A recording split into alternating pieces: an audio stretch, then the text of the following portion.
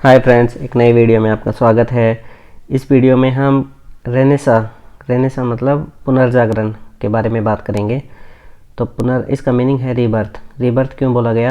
क्योंकि जो रोमन और ग्रीक जो एंशियंट जो स्क्रिप्चर्स हैं उनको रिवाइव करने की कोशिश की गई थी, लेकिन उसके बाद में जो ये मोमेंट है उसने नए आइडिया दिए। जो फिलोसोफर्स हैं उनकी अचीवमेंट्स को उन्होंने हाईलाइट किया। न्यू रिलीजियस ऑर्डर आए, आर्ट, लिटरेचर, पॉलिटिक्स और साइंस, इनका कोर जो फोकस था वो था ह्यूमन, इंसानियत। अब ये इन सब जो फैक्टर्स हैं इनकी वजह से मॉडर्न स्टेट का जन्म हुआ। मॉडर्न स्टेट है वो बात करता है सेल्फ रूल की, सेल्फ रूल, बेसिक राइट्स। तो ये मॉडर्न स्टेट जहाँ होगा वहाँ फ्यूडल सोसाइटी ख़त्म हो जाती है और नया जो सोशल ऑर्डर है वो पैदा होता है, और नया सोशल ऑर्डर है उसको बोलते हैं मिडिल क्लास। तो इसकी पृष्ठभूमि देख लेते हैं। सबसे पहले यूरोप में थी फ्यूडलिज्म एक फ्यूड करके एक वर्ड है, उससे मिलके बना है। इसका मतलब होता है conditional ownership of the land. तो ये फ्यूडल जो सोसाइटी है इसका जन्म हुआ किंग के वीक पड़ने से। मतलब सेंट्रल अथॉरिटी अगर वीक पड़ जाती है तो उसके नीचे जितने भी उसके सबऑर्डिनेट हैं वो अपने अपने एरिया कंट्रोल कर लेते हैं। उसको फ्यूडल लॉर्ड्स बोलते थे। तो ये फ्यूडल लॉर्ड्स होते थे, ये मेनली लग्जरी गुड्स जो प्रोडक्शन है उसको प्रमोट करते थे, और यहाँ पे बार्टर सिस्टम होता था और ट्रेड बिल्कुल मिनिमम होता था।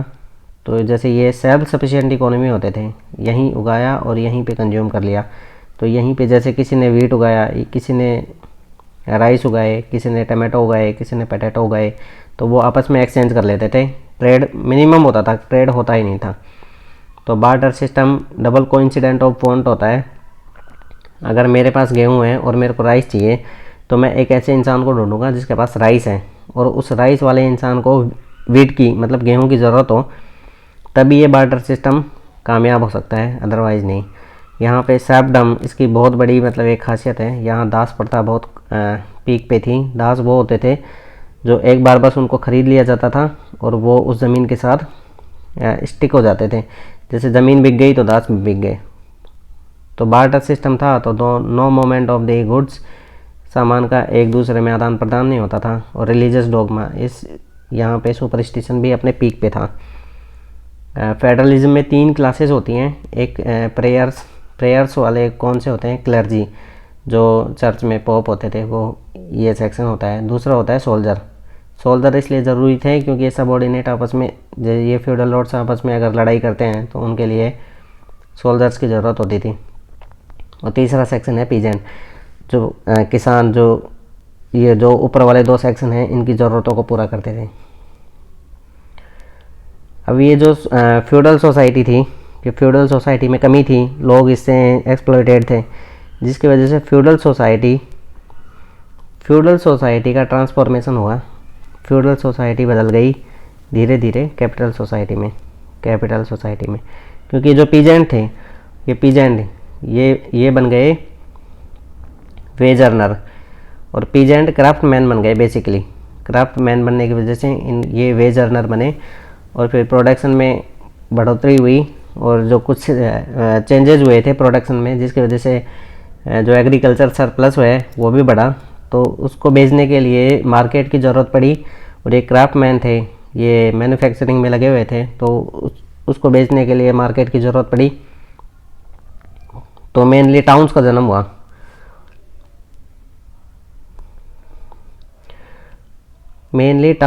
हुआ।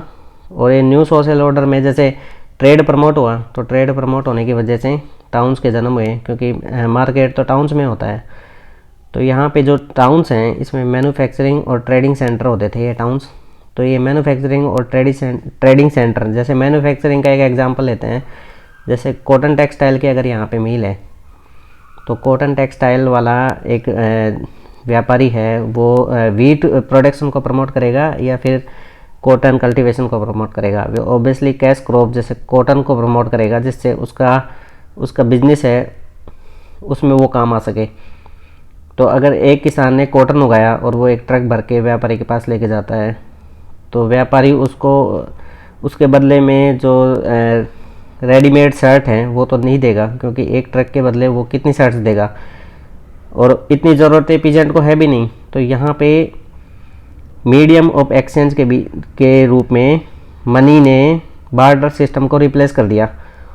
तो मनी ने जब बार्टर सिस्टम को रिप्लेस किया, तो जो ट्रेड था, ट्रेड जैसे बार्टर सिस्टम में होता था डबल कोइंसिडेंट ऑफ फंड। अगर मेरे पास गेहूं है और मेरे को राइस चाहिए, तो मैं एक ऐसे इंसान को ढूंढूंगा जिसके पास राइस है और उसको गेहूं की ज़रूरत है। तो ये कितना कॉम्प्लिकेटेड सिचुएशन है। अगर इस बीच में अगर मनी आ जाती है, तो ये वीट बेच के मनी लेगा और मनी से फिर अपनी कोई भी ज़रूरतें पूरी कर सकता है। तो इसकी वजह से फ्री एनवायरनमेंट मिला ट्रेड को, और ट्रेड को फ्री एनवायरनमेंट मिला तो सिटीज़न का भी जो मोमेंट है वो फ्री हो गया, और जो ये दास होते थे ये वेज अर्नर में कन्वर्ट हो गए। और मनी ने एक और काम किया, जो प्रॉपर्टी थी उसको सेल और बाई करना बहुत इजी हो गया। ये टाउन्स थे, ये वॉल सिटी थे, वॉल सिटी, क्योंकि एक ट्रांजिशन फेज में थे ये फ्यूडल लॉर्ड से भी इनको खतरा था। तो इन टाउन्स को मिलिट्री और कोर्ट्स की भी ज़रूरत पड़ी। मेनली ये एक गिल्ड सिस्टम की टाइप में डेवलप हुआ था सारा सिस्टम। तो आगे देखते हैं। उसके बाद रिलीजियस रिफॉर्म हुए। रिलीजियस रिफॉर्म क्यों हुए थे? क्योंकि जो रोमन कैथोलिक चर्च थे वो बहुत सुपरस्टिशन फैला के बैठे हुए थे, तो लोग उनसे परेशान थे।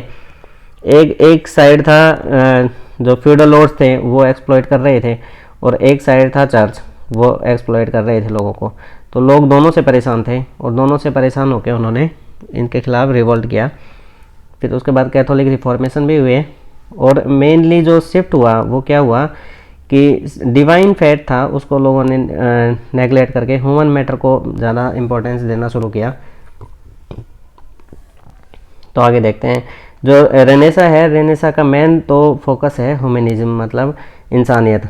तो पिको डेला मिरांडोला एक इटालियन फिलोसोफर हैं, वो 15वीं सेंचुरी में हुए थे। उनका मेन एक सेइंग है, एक कोटेशन है, वो है there is nothing wonderful than man, कि एक आदमी, एक इंसान से बढ़कर कुछ भी वंडरफुल चीज़ नहीं है।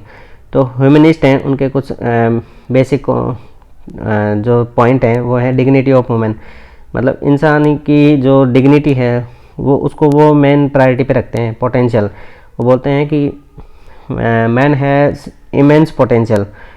फ्रीडम, वो फ्रीडम की बात करते हैं, जैसे आज हमारे कॉन्स्टिट्यूशन में फंडामेंटल राइट हैं, तो वो फ्रीडम की बात करते हैं। वो बोलते हैं कि राइट्स होते हैं वो इनएलिएनेबल होते हैं, उसको इंसान से अलग नहीं किया जा सकता। और वो फिर इस वर्ड की बात करते हैं जो टेंजिबल वर्ड है, मटेरियल वर्ड है, वो किसी दूसरे वर्ड की बात नहीं करते जो इमेजिनरी है। फिर एक डिवाइन जो फेथ था, ये मेनली थियोलॉजिकल स्कॉलर्स की थॉट्स थे। तो उनका थॉट था कि लाइफ यहाँ नहीं है, लाइफ तो आफ्टर डेथ है। तो वो इस लोक की नहीं, दूसरे किसी लोक की बात करते थे जो इमेजिनरी था, जिसमें गॉड का कंसेप्ट है, एंजल का कंसेप्ट है और डेमोन का कंसेप्ट है। तो जो रेनेसां में जो चेंजेज हुआ, स्कॉलर्स ने इन सब कंसेप्ट को नेगलेक्ट किया। अब रेनेसां में मेनली लिटरेचर पे फोकस किया गया। लिटरेचर में ड्रामा, सटायर, पोएम, ये सब लिखे गए, प्रोज, ये सब लिखे गए। और उनका मेन कोर एरिया था ह्यूमनिज्म, मतलब इंसानियत को, ह्यूमनिस्ट टेंडेंसी को उन्होंने सबसे ऊपर रखा। तो ये जो इसमें सबसे पहले आते हैं इटली के जो पोइट हैं, ऑथर हैं, सबसे पहले पेट्रियार्क और बोकाशियो। फिर फ्रांस में है रेबेलियस, हॉलैंड में है इरास्मस, जर्मनी के हैं वॉन हटन, स्पेन के हैं कार्वेंटेस और इंग्लैंड के हैं विलियम शेक्सपियर। इन्होंने लैटिन लैंग्वेज को नेगलेक्ट करके, क्योंकि लैटिन लैंग्वेज स्कॉलर्स की लैंग्वेज थी और वेरी डिफ़िकल्ट टू अंडरस्टैंड, तो उन्होंने लैटिन लैंग्वेज को रिप्लेस किया वर्नाकुलर लैंग्वेज में, क्योंकि वर्नाकुलर लैंग्वेज अब आम इंसान अपनी लैंग्वेज को समझ पाता है। तो vernacular language is very essential for learning. जैसे एक पंजाब का स्टूडेंट है, उसको अगर तमिल का टीचर अपनी लैंग्वेज में कुछ सिखाने की कोशिश करे तो उसके लिए बहुत डिफिकल्ट हो जाएगा सीखना। तो सेम इन स्कॉलर्स ने लैटिन लैंग्वेज को रिप्लेस करके इटालियन, स्पेनिश, फ्रेंच, जर्मनी और इंग्लिश लैंग्वेज को यूज़ किया। और इन लैंग्वेजों को यूज़ करने की वजह से जो उनकी सेइंग्स थी, उनकी टीचिंग थी, वो आम लोगों तक ईजिली पहुंच पाई। फिर एक और बहुत रिवोल्यूशनरी डेवलपमेंट हुआ। पहले मैन्युस्क्रिप्ट होती थी, हाथों से किताबें लिखी जाती थी। अब अगर हाथों से किताबें लिखी जाएंगी तो वो काफ़ी एक्सपेंसिव होती थी और उनको प्रिजर्व करने के लिए लाइब्रेरी और मोनेस्ट्री में उनको प्रिजर्व किया जाता था।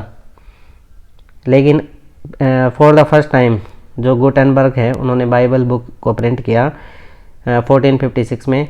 और इस रिवोल्यूशनरी डेवलपमेंट की वजह से, जैसे 15वीं सेंचुरी के फर्स्ट हाफ में 1 लाख बुक थी, लेकिन अगले जो 50 ईयर हैं उसमें 1 मिलियन बुक, मतलब 10 लाख बुक प्रिंट हो चुकी थी।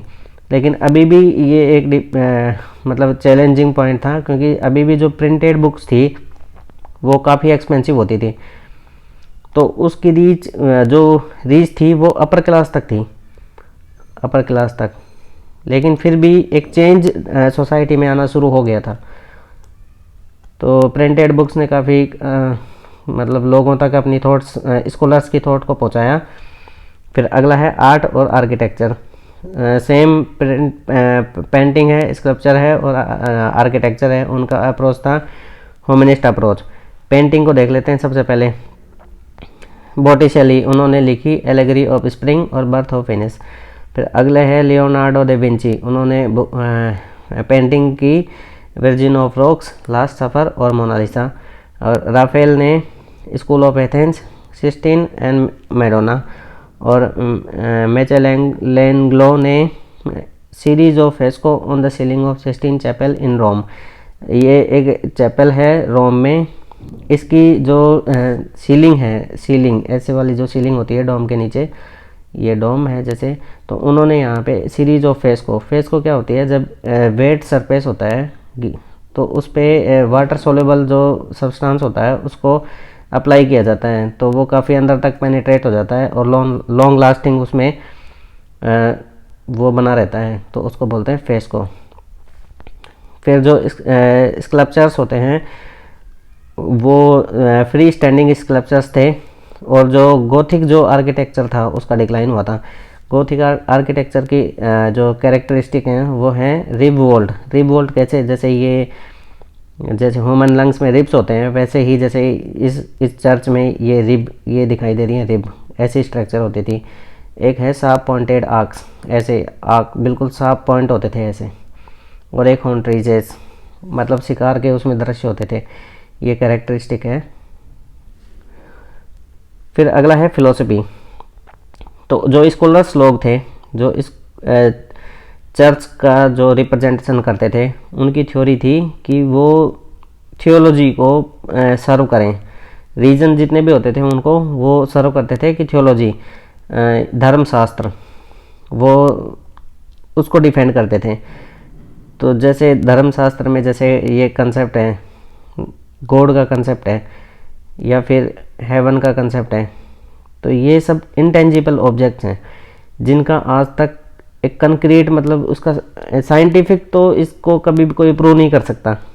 तो अगर साइंटिफिक प्रूव नहीं कर सकता तो वो बोलते थे कि वो सर्कुलर रीजनिंग देते थे उसके बारे में, वो बातें गोल गोल घुमाने वाली बात। और फिर बोलते थे कि इनकी अथॉरिटी कहाँ पे है, इनको कैसे प्रूव करोगे, तो वो इस चीज़ को करते थे स्क्रिप्चर से प्रूव, कि किताब में लिखा हुआ है इसलिए है। लेकिन रेनेसां में थॉट्स हो गए साइंटिफिक। उन्होंने सब कुछ मतलब साइंटिफिकली सोचा। तो साइंटिफिकली उन्होंने सोचा तो एक थ्योरी आई, उसको बोलते हैं एम्पिरिसिज्म। तो उसको देने वाले 2 लोग थे, फ्रांसिस बेकन और दूसरे थे डेस्कार्ट। तो फ्रेंड बल्कि जबकि ये एम्पिरिसिज्म है, इसका जो डेफिनेशन है वो है sensory experience are the only source of knowledge. मतलब जो हम सेंस कर सकते हैं वो ही रियल सोर्स ऑफ नॉलेज है, बाकी सब ऐसे ही है। तो एक फ्रांसिस बेकन ने दी थी इंड्यूसिव थ्योरी, और डेस्कार्ट ने दी है डिडक्टिव थ्योरी। अब इनको सिंपल लैंग्वेज में समझते हैं, जैसे एक मंजिल होती है और एक रास्ता होता है। तो इंड्यूसिव थ्योरी बोलती है कि मंजिल राइट होनी चाहिए, तो रास्ता कैसा भी हो कोई फ़र्क नहीं पड़ता। लेकिन डिडक्टिव थ्योरी बोलती है कि राह अच्छी है तो इसका मतलब ये है कि मंजिल भी सही होगी। तो ये है डिडक्टिव थ्योरी। फिर आगे साइंटिफिक रिवॉल्यूशन हुआ इस रेनेसां की वजह से। साइंटिफिक रिवॉल्यूशन में सबसे पहले आती है एस्ट्रोनॉमी। एस्ट्रोनॉमी में पहले चर्च का थ्योरी थी कि अर्थ was the centre of the universe. और ये जो कार्डिनल डॉगमा, मतलब चर्च का जो हठ धर्मिता थी, वो इसलिए थी कि अगर इसमें अगर चेंज करेंगे तो इसका मतलब सीधा सीधा मतलब अटैक हो गया धर्मशास्त्र पे। तो उसको बदलने के लिए मिनिमम रिवोल्ट होते थे, और वो बोलते थे कि यूनिवर्स है एक क्लोज सिस्टम है, ये एक ओपन सिस्टम नहीं है। लेकिन रेनेसां में कोपरनिकस जैसे साइंटिस्ट आए, उन्होंने बोला कि अर्थ अपने एक्सिस पे रोटेट कर रही है और मोशन है उसका अराउंड द सन, मतलब रिवोल्यूशन अराउंड द सन। तो उन्होंने मेनली ये बोला कि सन is the centre not earth. तो इसको उन्होंने अपनी बुक के थ्रू प्रूव किया, उसका नाम है the revolution of the celestial ऑर्ब। 1543 में ये बुक आई, और इस बुक को इनकी डेथ के बाद एक्सटेंसिव स्टडी की गई गैलीलियो के थ्रू। और गैलीलियो ने एक्सटेंसिव स्टडी करने के बाद बोला कि this universe is not a close universe, this is an open universe. फिर उसके बाद एनाटॉमी, मतलब शारीरिक संरचना के बारे में अध्ययन किया गया। वेसालियस एक बेल्जियन जो साइंटिस्ट थे, उन्होंने डी ह्यूनान कार्पोरियस फैब्रिका एक बुक लिखी जिसमें उन्होंने कंप्लीट डिस्क्रिप्शन ऑफ एनाटॉमी ये दी। फिर उसके बाद सर्कुलेशन ऑफ ब्लड में दो साइंटिस्ट हैं, सर्वेटस ये स्पेनियार्ड थे, इन्होंने इसकी शुरुआत की ब्लड सर्कुलेशन की थ्योरी देने के लिए। लेकिन हार्वे ने complete circulation of the body Harvey नामक साइंटिस्ट ने दी, ये इंग्लैंड के रहने वाले थे। ये साइंटिफिक रिवॉल्यूशन है, इसने इनलाइटनमेंट को जन्म दिया। और इनलाइटनमेंट का मेन जो कैरेक्टरिस्टिक होते हैं वो होते हैं सेल्फ रूल। अगला है बेसिक ह्यूमन राइट्स, और तीसरा है डेमोक्रेसी।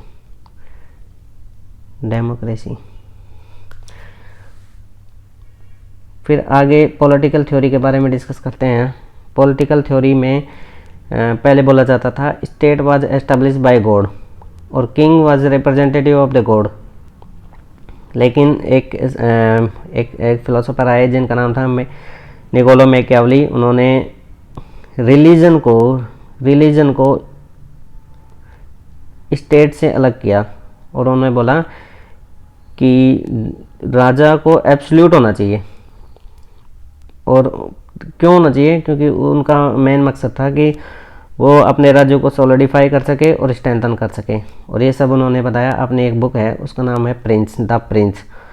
इसी के साथ एब्सोल्यूट मतलब निरंकुश राजा होने के साथ साथ उन्होंने राजा के कुछ कर्तव्य भी बताए, और राजा को ऑब्लिगेशन दिया उन्होंने कि वो पावर को मेंटेन करे और सेफ्टी रखे अपने राज्य की।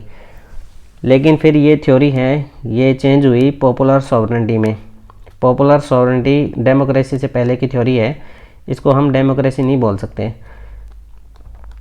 पॉपुलर सॉवरेनिटी में मार्सिलियम ऑफ पैदुआ एक फिलोसोफर हैं, उन्होंने बोला कि जो पावर है वो गॉड से पीपल में आती है, और पीपल से गवर्नमेंट में जाती है, गवर्नमेंट में जाती है। तो government must be responsible to the people, government को लोगों के प्रति उत्तरदायी होना चाहिए। तो ये सब हुआ रेनेसा के अंडर में। और रेनेसा का मेन फोकस था ह्यूमैनिटेरियन अप्रोच। और ह्यूमैनिटेरियन अप्रोच इनडायरेक्टली या डायरेक्टली डेमोक्रेसी की तरफ बढ़ने का एक प्रयत्न था। और इसी का जो नतीजा था कि इंग्लैंड में ग्लोरियस रिवॉल्यूशन हुआ। और वो कब हुआ? 1688 में हुआ। और उसके बाद जो किंग है उसकी भी जो पावर है उसको बिल्कुल काफ़ी कम किया गया। और जो पावर है शिफ्टिंग वो लोगों के हाथ में दी गई। और उसी का नतीजा है कि आज के टाइम पे वर्ल्ड की मैक्सिमम कंट्रियों में डेमोक्रेसी है।